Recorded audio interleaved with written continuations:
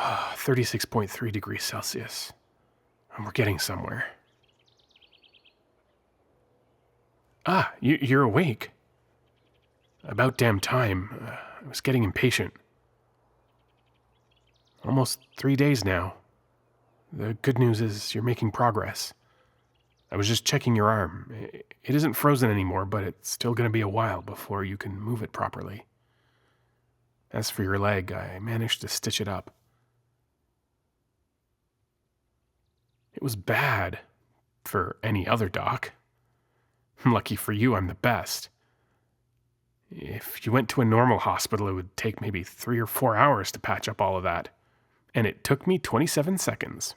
That's a new record. No. Stay in bed. Don't try to move it. It's going to feel bad for a few more days at least. Yeah, I'm serious. You had icicles all jammed up in there. You could barely walk when I found you. It was the most desperate limp I'd ever seen, and you gave out almost immediately. No, it was that bad. Maybe even worse. Your arm was frozen solid. It would have been amputated if I didn't use subsonic friction to unthaw it. Am I going to spend this entire recovery period telling you that you couldn't have won that fight? Yeah, it's a pretty neat power, but it doesn't make ice feel any less cold or be less slippery. If it was a close fight, you wouldn't have snuck away to call me. Just take the L and focus on recovering. Nope, not doing that. You're staying right here until the stitches dissolve and you can move most of your limbs without them hurting. You want to go and do some villainy again, don't you? Rob another bank? Oh, come on. I can see it in your eyes. Stop lying and tell me exactly what you want to do when this is over. Yeah, that's what I thought. Fine. You want up so bad? I'll let you. But I want to test something first. How many fingers am I holding up behind my back? You can take as long as you need. Oh, yeah, that's right, 8. I'm proud to say that you completely failed the test. Well, you took too fast. And your body's also closer to me despite the fact that I never saw you move, and you know that I can react to bullets. You stopped time and glanced behind my back, didn't you? And that tells me 2 things. 1, you're being very stubborn and arrogant, and 2, you're using your power. You know, the thing that takes a metric fuck-ton of your body's energy to use? You know, you can be the fearsome, most cunning master thief whose jaw-dropping powers make the concept of time itself bend before you. Or you can be someone who just makes a decent recovery. You can't be both. Now, as for what happens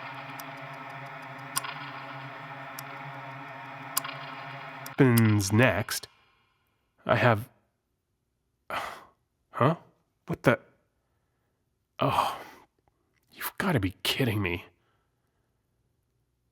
What part of stay in bed do you not understand? There. Back in bed where you belong. Now what the hell were you thinking? Really? That was your bright idea? Okay, let's just briefly ignore the fact that I can run at the speed of light. You know, with the state that your leg is in, I wouldn't need my powers to catch up with you. Anyone with 2 working legs could stop you before you even made it to the door, and that's assuming you'd get there before your leg gives out and you collapse. Yes, Wei. You got stabbed by like a bajillion icicles. Like it or not, this is going to take a while. Secondly, even if you did make it out the door, it's you against the cold. No, she's not out there, and she doesn't have it out for you. I'm talking about the Scandinavian cold. Well, that's right. I took you to the middle of nowhere Sweden. I bought a bunch of cabins all over the world so I could take a quick rest literally anywhere. No, it's okay. Sweden has like the least amount of villain attacks in the world. Less than 10 heroes patrol the entire country, and there are barely any supervillains, monsters, or robots. This is just so you can have a quiet, undisturbed recovery. I did this because I'm your friend and want you to get better. I'm not about to go into some insane rant about how I always had a crush on you and I'm never letting you go until you love me or something. I'm not Night Angel. Once you're walking at a good pace again, I'll run you home and everything will be back to normal. Because at a regular hospital, they'd look at your frozen arm and leg and put 2 and 2 together and boom, you're in a jail cell. Yup, congratulations, you're the #1 most discussed villain. Just not for the reasons you wanted. This is mostly about the ice girl you were fighting, Glaciera, the Sub-Zero hero. No one's ever seen her act that angry or brutal before. The first rumors were that you really pissed her off. I know you didn't do anything, it was just another time-stopping heist. This was complicated. HQ tells me she found out some bad stuff about her past. Not sure what the bad stuff was, but it was enough to drive her crazy. I think something she heard or saw around the fight caused her to snap. You were just in the wrong place at the wrong time. You're also in every single news report and being hunted across the world right now. Not as a supervillain, but as a missing person. The public thinks she might have killed you. Glaciera was a reserved person. Quiet, but very polite. A hero dedicated to saving the little guy instead of fighting the bad guy. Her brutality has sparked a huge controversy. And to be honest, I predict a bunch of heroes are going to have to fight her any day now. But hey, that's the life. It's a dangerous life. One where you have to fight your friends sometimes. One where people can die because you weren't fast enough. You know what? I'm glad I'm taking the month off for you.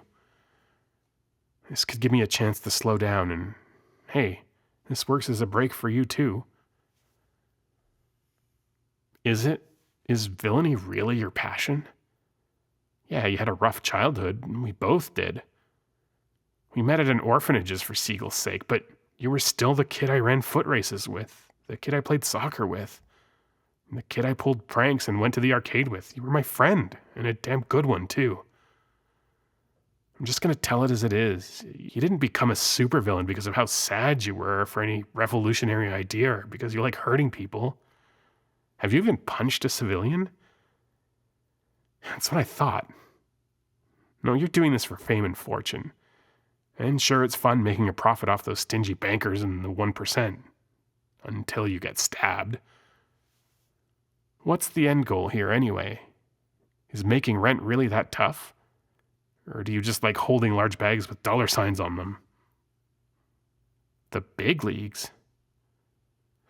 Oh, you wanted to be a supervillain. Waltz into a crime syndicate where everyone knows your name? That's cute. You know, back when we were kids, you told me you wanted to become a brave, heroic pirate when you grew up. Like on TV. I think I preferred that dream. It was more realistic. Okay, fine. Let's say you actually got into one of those crime syndicates. One of the big 3, even. Big league crime means big league heroes are after you. And good luck against them. You thought Glaciera was tough? Try the guy who's terraformed a freaking island. Or a girl who decked a giant robot so hard it exited the solar system. NASA still can't find it. Don't get me wrong, your time stopping is amazing. It's a top-tier power, but against the select few that shrug at nuclear weapons, it can only get you so far. And those are the people that aren't supposed to kill. Let's talk about villains like you. Yeah, it might look like gold, glory, and tight, sexy outfits on the outside, but it's our job to study these syndicates, and let me tell you, it's not pretty.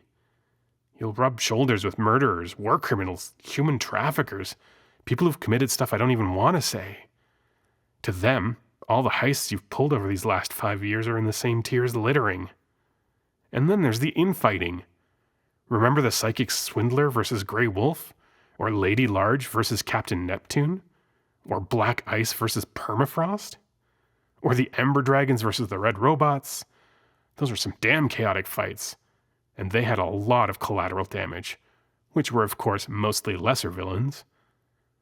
It would only take a few weeks, Someone backstabs the leader, everyone picks sides, then war breaks out. And if they see you as the powerful threat you claim to be, the opposing team has reason to take care of you first. Man, who could have guessed that putting the world's biggest and most violent egos in one room would lead to chaos? Point is, if you want a good career, avoid those groups. Honestly, you're better off robbing banks solo. Oh, wait, where'd that get you? Oh, don't sneer at me for telling you the truth. I investigated your apartment to make sure you didn't have a cat or something. I know how you live, and it's not the millionaire lifestyle. Face it, if it's just for cash and thrills, there are better jobs for that. Yeah, hero work, exactly. I don't care if it was a joke, it's still a good idea. Why not enlist with my company? They gave me healthcare, dental, a month of paid vacation. We're even unionized, unlike those other companies. Well, of course they'd take you in. You're not the first villain we've worked with. Yeah, some of the villains we try to redeem turn out to be scamming us or plotting something, but there are plenty that genuinely want to change for the better. You're not too far gone, by any means. You're still just like a level 3 villain. You've never directly harmed someone's life. That's why we're still friends despite being on different sides of the moral fence. And that means they'll hear you out. I'll put in a good word for you, I promise. Well, yeah, it's pretty dangerous. I've had my share of close calls. But you have the makings of excellent support. You could get pretty much anyone out of the way of any attack. And even if you don't want to be in harm's way, we have openings for cooking and janitorial positions. I get it if you don't want to become a hero or a hero's chef. But your power makes literally any job easier. Except for larceny. You're pretty bad at that. So why not hang up the striped shirt and do some good? Sleep on it then, but not yet. We have some medication to take. Oh, come on. 15 years we've known each other and you're still a baby about meds? This one will kill the pain, this one will help your blood flow, and this is just a multivitamin. Now, if you stop complaining like you're 5, I'll let you wash it down with special water. Special like it's straight from Mount Fuji. There's this like super clean spring I found that I rush to from time to time. No one else knows about it. I'll even purify it with superspeed if it makes you feel any better. Yeah, promise. There we go. I'll pick up some dinner on the way too. You want New York pizza, Italian pizza, Chinese food, American Chinese food, something Swedish, something Yemeni, something Indian, something Cuban, something Turkish, something French? Anything in the world. Yeah, I could go for that too. TV remote's here. I'll see you in 8 minutes, depending on the line.